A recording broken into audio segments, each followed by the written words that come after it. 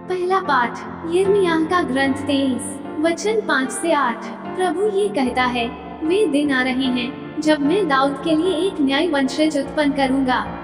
वह राजा बनकर बुद्धिमानी से शासन करेगा और अपने देश में न्याय और धार्मिकता स्थापित करेगा। उसके राज्यकाल में यहूदा का उद्धार होगा और इस्राएल सुरक्षित रहेगा और उसका ये नाम रखा जाएगा, प्रभु ही हमारी धार्मिकता है।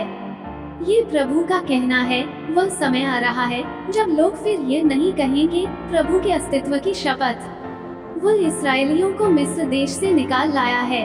वे ये कहेंगे, प्रभु के अस्तित्व की शपथ।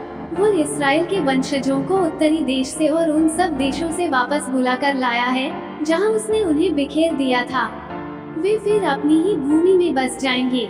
सुसमाचार संत मत्ती 1 वचन 18 से 24। ईसा मसीह का जन्म इस प्रकार हुआ। उनकी माता मरियम की मंगनी यूसुफ से हुई थी, परंतु ऐसा हुआ कि उनके एक साथ रहने से पहले ही मरियम पवित्र आत्मा से गर्भवती हो गई। उसका पति यूसुफ चुपके से उसका परित्याग करने की सोच रहा था, क्योंकि वह धर्मी था और मरियम को बदनाम नहीं करना चाहता था।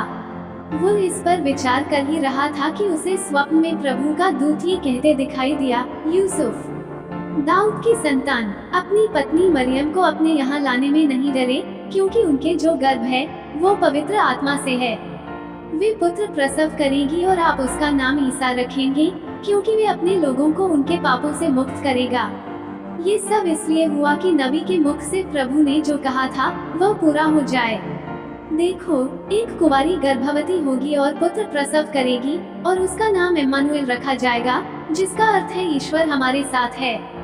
यूसुफ नींद से उठकर प्रभु के दूत की आज्ञानुसार अपनी पत्नी को अपने यहाँ ले आया।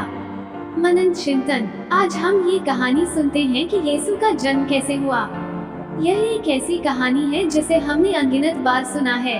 क्या आपने कभी स्वयं को मरियम के स्थान पर रखा है?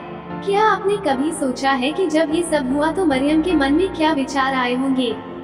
जरा कल्पना कीजिए कि उसके भीतर विचारों और भावनाओं का सैलाब उमड़ पड़ा होगा।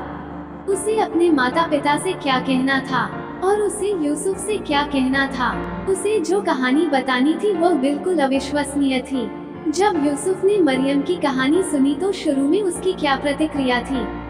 इंसान होने के नाते जोसेफ इन सभी अजीब घटनाओं और कहानियों से अभिभूत और भ्रमित हो गया होगा। फिर भी शानदार और अविश्वसनीय परिस्थितियों के बावजूद यूसुफ में विश्वास था।